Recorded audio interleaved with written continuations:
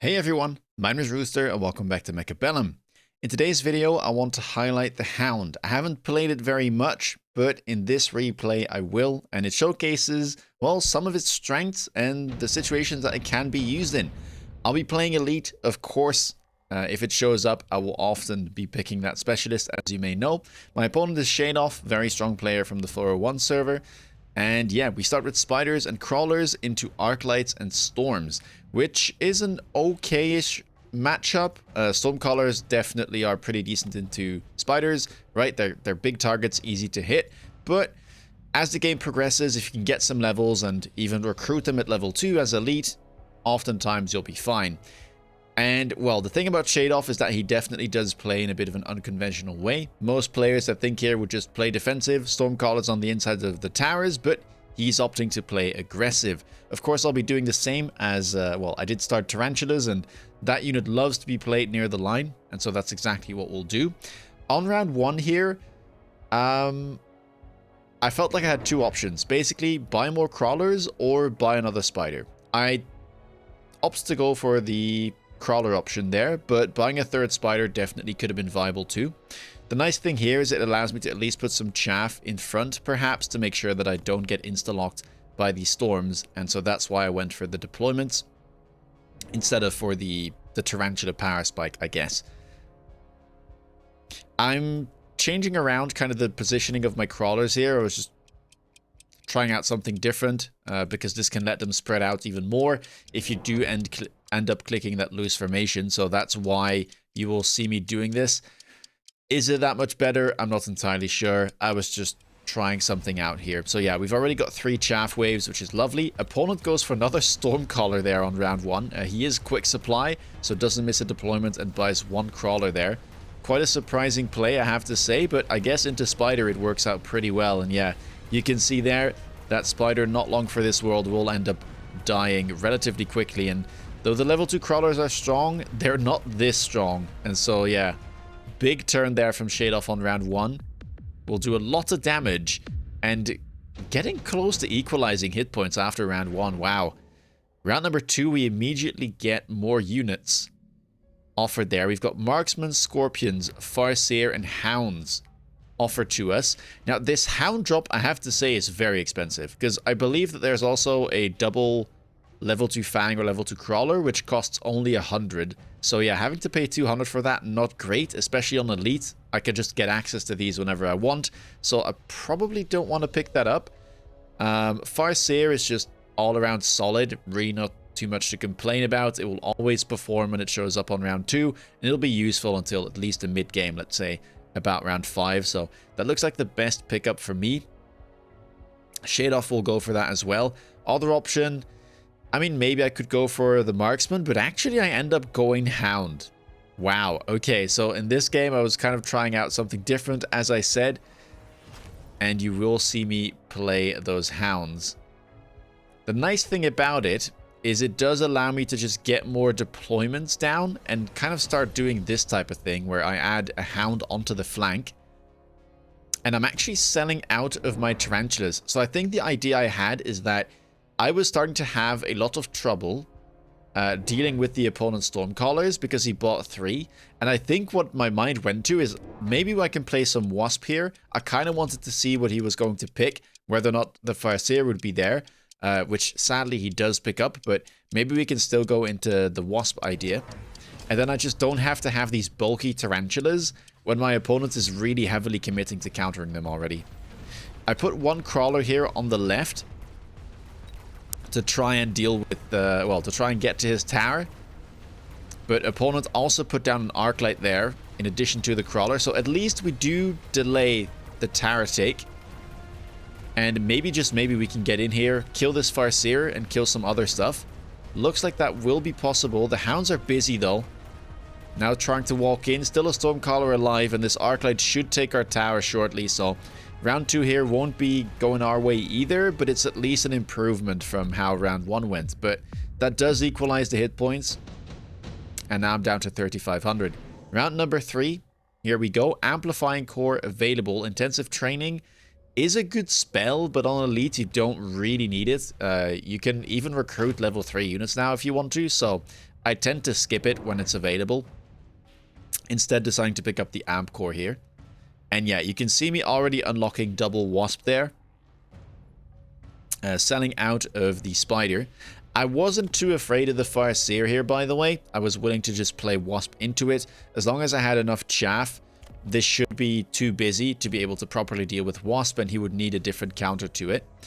And yeah, this should also allow us to kind of get in on the left side, kill these units, grab the tower, and maybe start building more into the comp that I wanted to play, which was Worm Wasp, which is a comp I've been trying to pull off a little bit more in the recent weeks. Opponent here selling out of Stormcallers even more, and he picked up the Absorption module. Now, this was disastrous when I found out, because he actually opted to get into Wraith. Now, Wraith makes a lot of sense when I look at my board now, because I had so many Crawlers, I had Hounds as well, and Wraith is just, well, one of the best units that you could possibly buy into this, especially with an item like Absorption module showing up. So, yeah, it's a nice play, but man, this is going to hurt, because wasps without range and AA, you need both techs, are simply not going to be good enough to deal with these Wraith, I don't think. And that's going to cost me dearly, because all of these units are level 2, so they give away a lot of experience. And yeah, here we go. You can see the healing there from the Wraith, and already this thing is close to leveling. Just a couple more Crawlers and it should be there. Other one more than halfway past the level up requirement, and well, the Farseer there has taken over some of the wasps. Maybe this Wraith won't level after all. Actually, it does look to be the way. That's quite fortunate. 1927 out of 1950. But this is a very bad spot to be in. Additional deployment slot there does show up, and so immediately my mind goes, okay, we're in a tough spot. I don't have much hit points. But I have to sell out of the wasp, right? I could try and double down and go range and AA, but on round 4, that's simply too expensive. Range is going to cost me 300, AA is going to cost me additional 400, that's 700. With 800 to spend on round 8, I'm simply not going to get there, and yeah, here we go. I expected the range on the Wraith, so wasp is just not an option. Instead, what I do is I pick additional deployment slot, and I say, we need to, well, once start to win these rounds, and 2, we need to recuperate the deployments we lost, right? Because we sold out of our starting units with the spiders, so those were lost, and then now we have to sell out of wasp as well, so those will be lost too. We need to try and not fall behind too much. Nice thing is, my opponent sold a bunch of stuff as well. Remember those 3 Stormcallers? Yeah, they're gone. So it's not all terrible, and I just decided to pick up triple marksman there with the AA and another Hound, because that's all I had, right? I need chaff clear, I need chaff, and I needed to buy marksman to kill the Wraith, so I just have to do with what I have on the board, and that at the moment was going to be Hounds, and so I was willing to invest into them to try and kind of get back into the game. And who knows, maybe they'll perform and I'll actually be able to kind of tech into them and, well, keep the deployments that I do have on the board. Not too bad of a round, to be honest. The Wraith got locked on pretty quickly. We also managed to get rid of the Farseer there. That's another 300 damage that we won't be taking. And we take out an Arclight. Crawlers will be slightly too much, but overall I'm pretty happy with that. Only taking 300 after that disastrous round 3 is not all that bad. Round number 5, I decided to skip. Nothing here seems too interesting to me. Vulcan's Descent is maybe a little bit scary, but I wasn't willing to put down 200 for that. I really wanted to try and get techs, get deployments down, and yeah, salvage my board, which we're doing a decent job of, I have to say. Now, opponent does have that level available now at last. Of course, like those final couple of experience points were picked up last round. And Shadoff really thinking here about what he wants to pick. So am I. I probably do need more chaff. I probably need another Hound here on the left, another Marksman as well to deal with this newly added Wraith on the left side. There's a Crawler flank that came through, which actually did win Shade off the round last turn. That was the one pack that did survive. And I opt to tech range first here on the Hounds to try and keep a little bit of distance at least between my Crawlers and my Hounds. Make sure the Wraith don't splash onto them by accident. And yeah, allow me to start clearing the crawlers that little bit earlier. And what's nice about Hound on Elite is it does get past that breakpoint of being able to one-shot crawlers, right? Level 1 Hounds are not able to do so, but level 2 Hounds are. As long as you're a level up with the Hounds, then level down crawlers are no issue. And yeah, we add more Hounds here onto the left side. More Hounds on the right as well. Just kind of trying to overwhelm the opponent. And, well, I have to admit, I just need the deployments, I think, to be able to deal with all the chaff here and chaff clear fast enough. I simply missile the crawlers on the flank. Didn't want to use a deployment there. And so I'm willing to pay the 50 for it. Left side, right side, Wraith are melting. We get the early locks again. And I have to say, Hound is looking quite good here.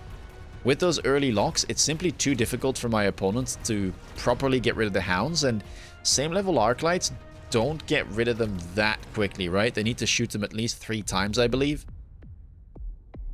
So yeah, we finally pick up a round. And I was pretty happy with how things were going. Now, round number 6, we get more unit reinforcements. 2 Giants available, Raiden Melting Point, Stormcallers there too, and then Phoenixes on top of things. For me, Phoenix was looking the best. It's decent into Melting Point. It's okay into Raiden.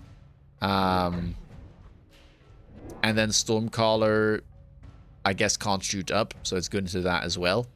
Melting Point, though, maybe that's not too bad of a thing, because Phoenix is very similar to Marksman, and I already have Marksman on the board, and I'm not quite sure if I'd be able to kill a Melting Point if my opponent goes for it.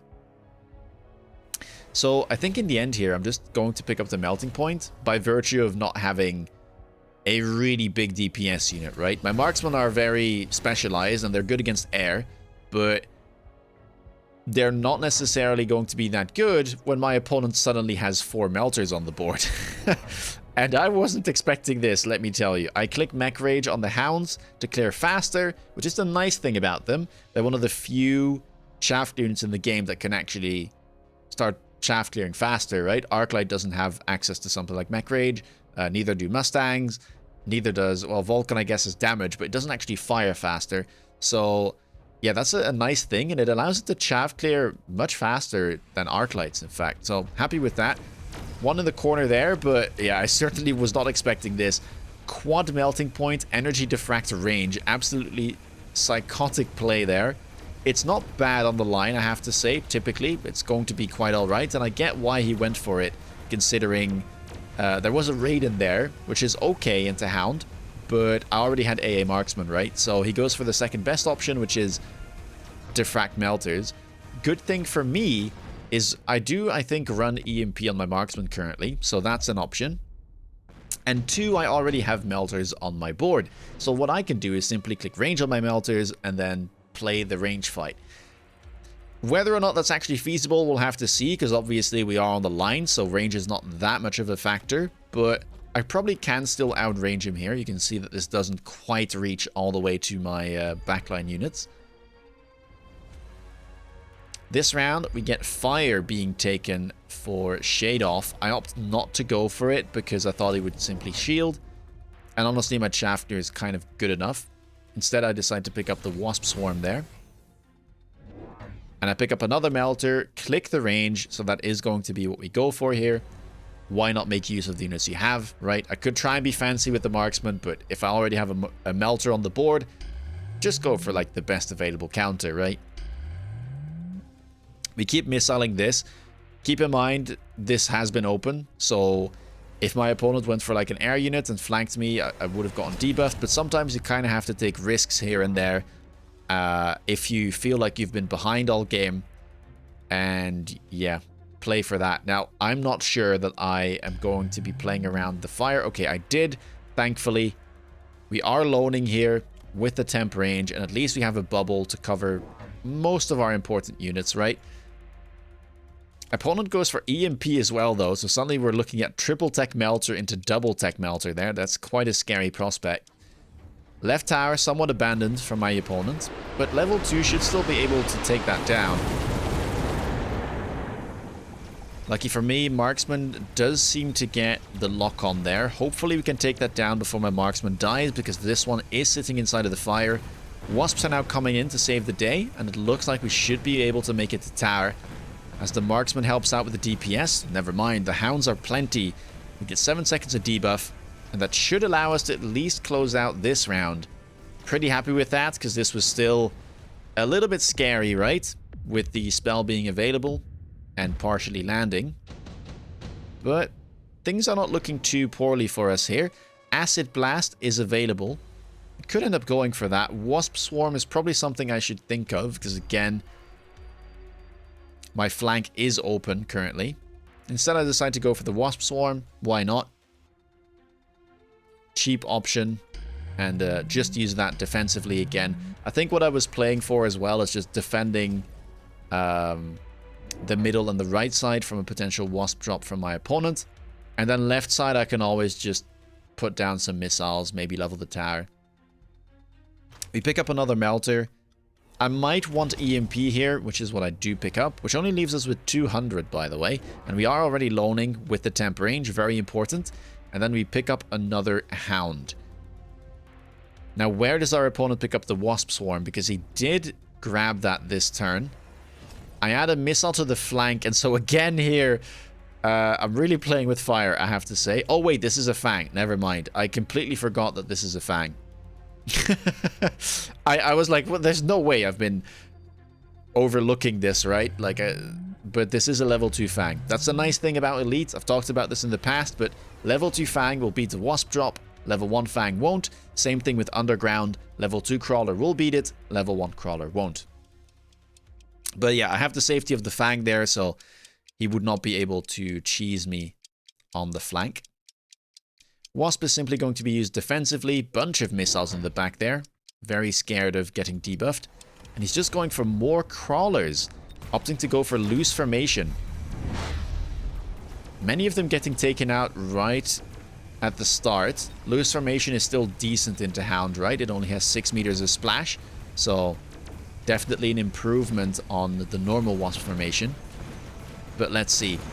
Opponent there, by the way, opting to go for Photon Emission on the Farseer. I thought that was quite a clever play. I was expecting it just because of the Farseer positioning. And, well, grabbing Photon on multi-melters is a relatively common thing to do. Ooh, but this is looking quite sketchy, I have to say. We do get the debuff. Maybe, just maybe, this Melter can come out ahead. Oh, it does. Alright, well, that is awfully lucky by me, because this was not looking too good. The Hounds there even chipping in, taking down the final Melter, and so we do manage to win the round once more, but it's not going to be enough to take down our opponent. Round number 9, and I get Fire Badgers, and that is best case scenario, really. My opponent just created a new problem for me by clicking loose formation, and the turn after I basically get the best response possible, which is the Fire Badgers. I instantly tech range, I instantly tech napalm, and that should just allow me to chaff clear much faster, and then get some easy locks onto the opponent's targets.